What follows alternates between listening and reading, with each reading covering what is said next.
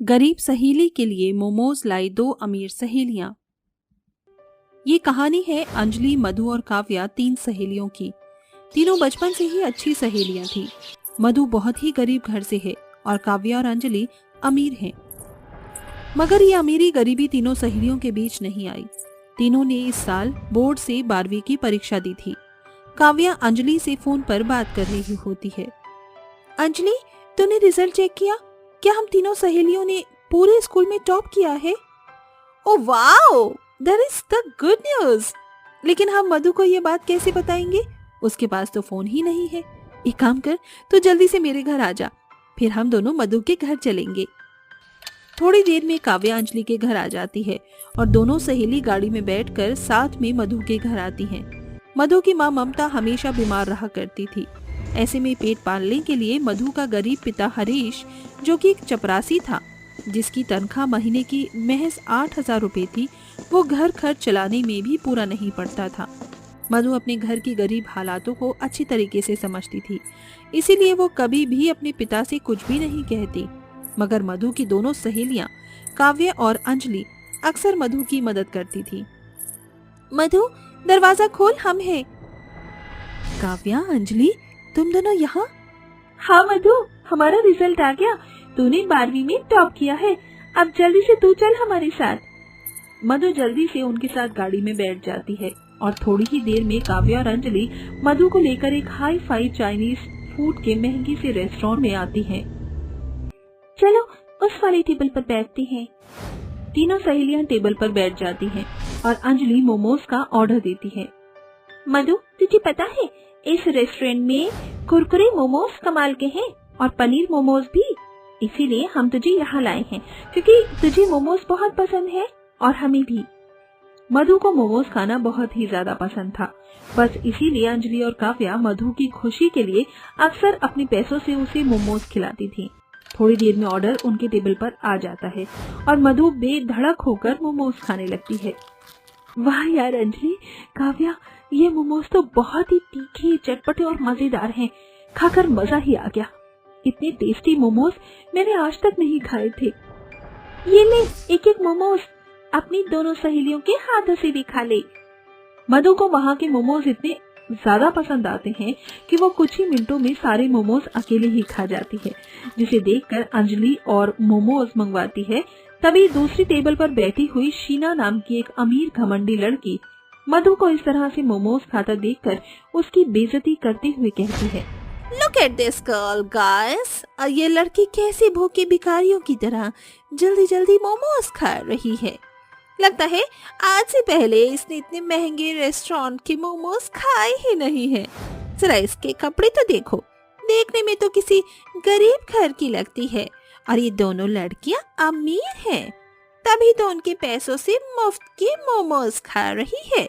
ये गरीब ना होते है ना, ऐसे अमीर लोगों को देखते नहीं कि बस उनके गले पड़ जाते हैं। उस लड़के की ये सारी बातें सुनकर गरीब मधु की आंखों में आंसू भर आते हैं। मधु को रोता हुआ देखकर काव्या अपनी टेबल से उठकर उस लड़की के पास जाकर कहती है, how dare you, what the hell you are.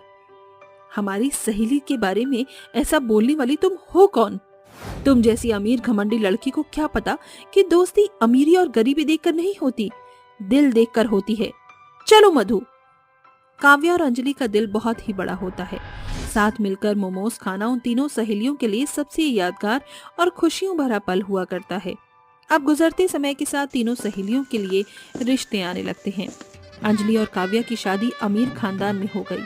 वहीं पैसे की तंगी और गरीबी के चलते हरीश ने अपनी बेटी मधु की शादी हरि गोविंद के बेटे अर्जुन के साथ कर दी।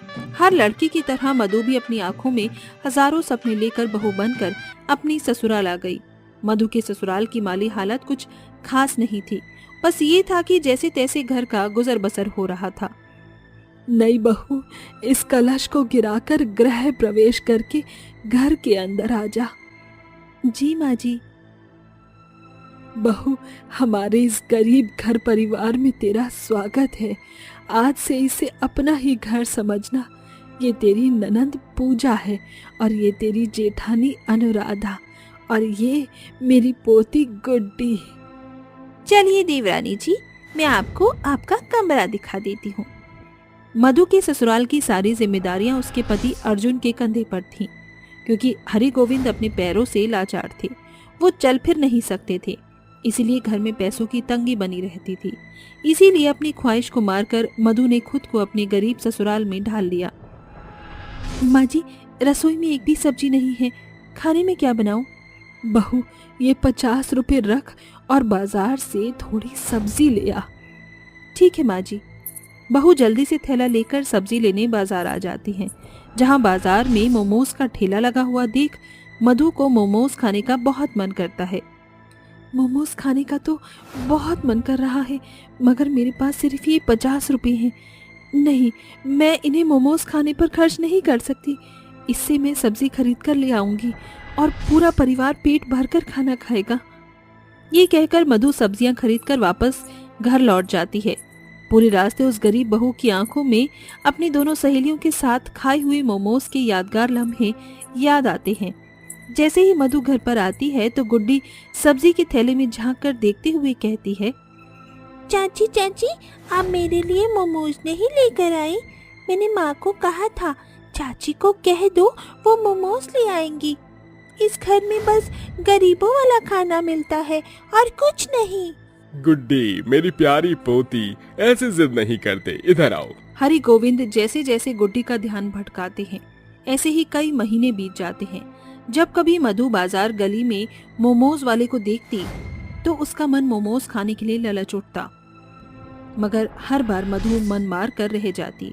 एक दिन काव्या और अंजलि मधु से मिलने के लिए उसके ससुराल आती हैं। काव्या, मधु हमें देखकर कितनी खुश होगी ना, बस कुछ कदम और।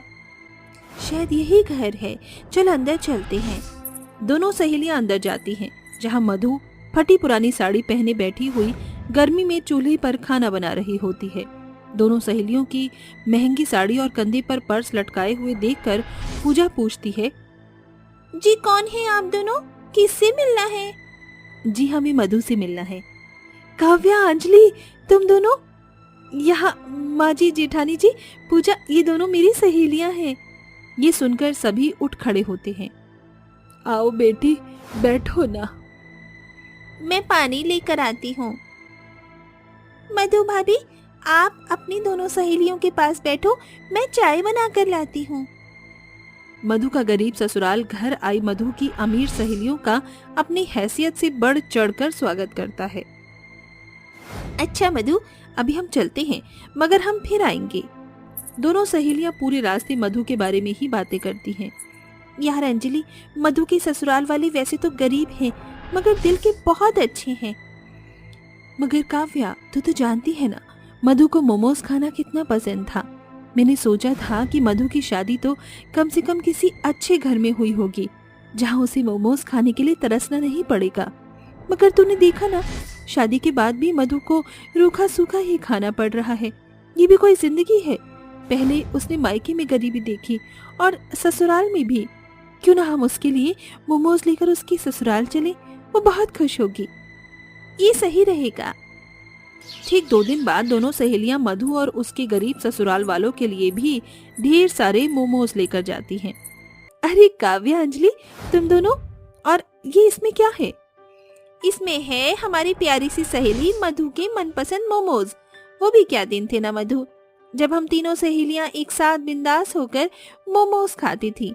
आज फिर से वही जीते हैं। काव्या की इस बात पर मधु की आंखों में आंसू भर आते हैं, जिसके बाद तीनों सहेलियां और मधु के गरीब ससुराल वाले भी खुश होकर गरीब बहू की अमीर सहेलियों के लाए हुए मोमोज खाते हैं। काव्या, अंजलि, आज फिर एक बार तुम दोनों मुझे इतनी खुशी दी है ना कि थैंक यू सो मच। एक और चीज देना बाकी है, प्लीज ये पैसे तो रख ले और इससे तो मोमोज का रेस्टोरेंट स्टार्ट कर दे। तू बहुत अच्छा खाना बनाती है, मिर्च मसाले के मामले में तो तेरा हाथ बहुत ही नापातुला है। काव्या सही कह रही है मधु, और हम जानते हैं कि हमारी सहेली मधु सब कुछ कर सकती है। काव्या और अंजलि की बातें गरीब बहू मधु को हौसलों से भर देती है, जिसके बाद वो मोमोज का काम शुरू कर देती है और उसकी मेहनत और लगन के कारण उसके मोमोज के जादू हर किसी पर चल जाते हैं। जिसके बाद धीरे धीरे मधु के घर के हालात ठीक होने लगते हैं। अक्सर काव्या और अंजलि मधु के हाथों के मोमोज खाने के लिए वहाँ आया करती हैं। यूं तो ससुराल में बहू के पहले दिन बहू के लिए होने वाली रस्में हम सभी जानते हैं, मगर क्या हो जब बहू के लिए बनाई गई पहले दिन की रस्मों की दशा उल्टी पड़ जाए। आइए देखते हैं। रात के 8 बज रहे थे। चंचल अपनी माँ मंजू के साथ लैपटॉप में देखते हुए कहती है, मम्मी देखो, ये लड़की दीपक भैया के साथ एकदम फिट बैठेगी, मॉडर्न एंड टॉल है। माँ जी, ननन जी खाना बन गया है, लगा दूं? अरे खाने की छोड़ अंकिता बहू, और ये देख, हम शादी.com पर तेरी देवरानी ढूंढ रहे हैं। अब तेरे मायके वालों ने तो कुछ खास दहेज दिया नहीं, उल्टे हमें ठग लिया। इसीलिए तेरे देवर की शादी के लिए शादी.com पर पैसे वाली पार्टी देख रही हूँ, ताकि मेरी छोटी बहू भर भर कर दहेज लाए। मंजू ऐसा बोल ही रही होती है कि तभी घर की डोरबेल बजती है और बहू दरवाजा खोलती है। सामने दीपक अपनी मॉडर्न बहू टैनी के साथ खड़ा होता है। तभी मंजू कहती है, अरे दीपक, ये लड़की कौन है? माँ, ये टैनी है, मेरी पत्नी और इस घर की बहू। क्या तूने शादी कर ली और मुझे बताया भी नहीं? मैं नहीं मानती इस शादी को।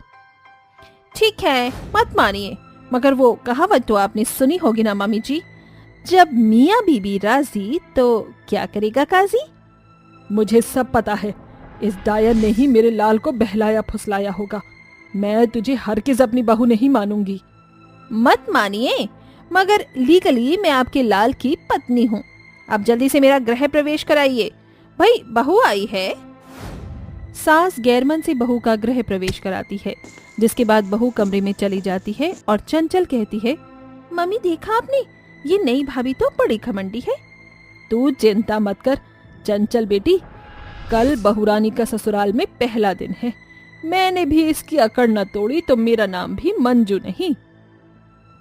जैसे तैसे रात ढलती है और सुबह होती है और बनवारी मंजू से कहता है, अरे भाग्यवान, सुबह के 10 बज गए। अरे डेयरी वालों के पास क्या दूध का हड़ताल हो गया है? अब तक चाय क्यों नहीं मिली मुझे? बनवारी जी, बहुरानी को होश ही नहीं कि आज उसका ससुराल में पहला दिन है। ससुराल के पहले दिन ही असली रंग दिखा रही है। बहुरानी, अरे ओ बहुरानी! आवाज सुनकर टैनी अंगड़ाई लेते हुए वहां आती है। क्या बात है मम्मी जी, क्यों सुबह सुबह पूरे घर को मछली बाजार बना रखा है? अरे ओ नई बहू, ये क्या तरीका है अपने ससुराल वालों से बात करने का? हाँ, कायदे में रहकर बात करो। कायदे में रहोगी तो फायदे में रहोगी। दीपक, दीपक, जल्दी से बाहर आओ। क्या हुआ मेरी प्यारी बीवी? पतिदेव, अपने पिताजी को कह दो कि मुझसे ना औकात में रहकर बात करें। आपने सुन लिया ना पिताजी? अरे नकारे, इस दिन के लिए पैदा किया था तुझे जो जोरू का गुलाम बन जाए। आपसे ही सीखा है पिताजी, माँ के सामने आपकी भी कहाँ चलती है। मगर देवरानी जी, आप इस घर की बहू हैं और ये आपका ससुराल। आप सासू माँ ससुर से ऐसे बात मत कीजिए। ये सुनकर टैनी चुप हो जाती है। तभी चंचल टैनी के हाथों में झाड़ू थमाते हुए कहती है, ये लो मेरी प्यारी भाभी, ये झाड़ू पकड़ो और अपनी ड्यूटी पर लग जाओ। अच्छे से झाड़ू पोंछा लगाना। और ये रही आज के खाने की लिस्ट बहुरानी, जो तुझे अपनी पहली रसोई में बनाना है। फिर सबके गंदे कपड़े धोने हैं और गार्डन की सफाई भी करनी है। क्या बात है, मेरे ससुराल वाले तो बहू को कांताबाई बनाने की पूरी तैयारी में हैं, मगर मैं भी कोई अनाड़ी नहीं लगती। अब मुझे अपना असली रंग दिखाना ही पड़ेगा। ये कहकर टैनी टशन भरी नजरों से उन्हें देखते हुए कहती है, ना तो मैं इस घर की सफाई करूंगी और ना मैं खाना बनाऊंगी। मम्मी जी, समझ लीजिए, आज बहू का नहीं बल्कि ससुराल वालों का ससुराल में पहला दिन है। अब चंचल, तुम इस घर की सफाई करोगी और मम्मी जी आप बनाएंगी खाना, वो भी टैनी का मनपसंद। देखो तो जरा, ये बहू तो ससुराल के पहले दिन ही रंग दिखा रही है। अरे ओ बहुरानी, सुबह सुबह अफीम खाली है क्या? मैं कोई खाना नहीं बनाने वाली और मैं भी कोई सफाई नहीं करने वाली। देवरानी जी, ये सब करने की क्या जरूरत है? तुम इस घर की बहू हो, इसीलिए ससुराल वालों की खुशियों का ख्याल रखना बहू का फर्ज होता है। इन जैसे फर्जी लोगों के लिए काहे का फर्ज? जेठानी जी, चलो सब के सब काम पर लग जाओ। वरना तू कल की आई बहू हमें धमका रही है। मैं तेरी जान ले लूंगी, तुझे छत से नीचे फेंक दूंगी, फिर भूतनी बनकर भटकती रहेगी। शाबाश मम्मी जी, आपने अभी जो भी कहा है ये सब मैंने फोन में रिकॉर्ड कर लिया है। अब जो मैं कहूँगी आप लोग वही करेंगे, वरना मैं ये रिकॉर्डिंग पुलिस को दे दूंगी। फिर ससुराल वाले गोइंग जेल एंड सासू माँ चक्की पीसिंग एंड ससुर जी पत्थर तोड़ेंगे। नहीं नहीं बहू, तू ऐसा कुछ मत करना, हम सब कुछ करेंगे। टेनी आराम से सोफे पर ऐश फरमाती हुई अपनी ससुराल वालों से काम करवाती है। अरे ओ मेरी निकम्मी ननंद, जरा अच्छे से हाथ चलाओ, मुझे ये फर्श एकदम शीशे की तरह चमकता हुआ चाहिए, वरना। हाँ करती हूँ भाभी। Good girl. जेठानी जी आप यहाँ बैठिए, मैं किचन का हाल देख कर आती हूँ। फिर बहू किचन में आती है जहाँ मंजू बर्तन मांज रही होती है। सासू माँ आप अभी तक बर्तन ही घिस रही हैं, जुबान तो छुरी से भी तेज चलती है, हाथ भी जल्दी जल्दी चलाइए। हाँ हाँ कर रही हूँ बहू। फाइनली हो गई सफाई, आज तो मैं बुरी तरह थक गई। ये कहकर चंचल फर्श पर लेट जाती है। तभी टैनी टशन में कहती है, अरे ओ ननन जी, रायते की तरह फर्श पर मत फैलो, यहाँ आकर मेरे पैर दबाओ। जी तो करता है कि इस भाभी का खून कर दूं। अरे ओ मेरी निकम्मी ननंद, जल्दी आओ और पैर दबाओ। जी भाभी। रहने दो चंचल, लाइए देवरानी जी, आपके पैर मैं दबा देती हूँ। जेठानी जी आप बैठिए, आज आपकी छुट्टी है, पैर तो यही दबाएगी। अरे ओ सासू माँ, खाना बना कि नहीं? बस लाई बहू रानी। सर से लेकर पाँव तक पसीने से तर बेचारी सास मेज पर खाना लगाती है। सासू माँ, ये कैसा वाहियात खाना बनाया है, ये कच्ची पक्की रोटियां कौन खाता है ये? और ऐसे बनते हैं छोले? ऐसे खाने में तो कुत्ता भी मुंह न मारे। जाइए जाकर मेरे लिए दूसरा खाना बनाइए। बहू मैंने मेहनत से ये खाना बनाया है, अभी के लिए खा ले। मम्मी जी मैं ये खाना नहीं खाऊंगी, मेरे लिए दूसरा खाना बना कर लाइए। ससुर जी मैंने आपको गार्डन के पेड़ काटने छाटने को कहा था, वो हो गया? हाँ बहू, मैंने पूरे गार्डन की हजामत कर दी। शाबाश ससुर जी, अब ये लीजिए पैसे और बाजार जाकर शाम के लिए सब्जी ले आइए। और चंचल तुम ये गंदे कपड़े लेकर जाओ और इन्हें मल मल कर अच्छे से धोना।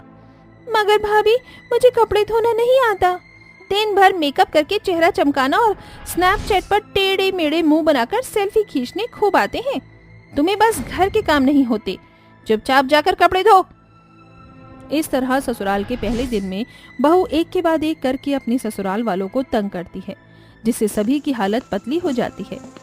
बेचारी मेरी सासू माँ ससुराल के पहले दिन में मुझे परेशान करने चली थी, मगर टैनी भी टेढ़ी खीर है। मम्मी जी, अरे ओ मेरे ससुर जी की श्रीमती, अरे ओ मंजू देवी, कहाँ हो?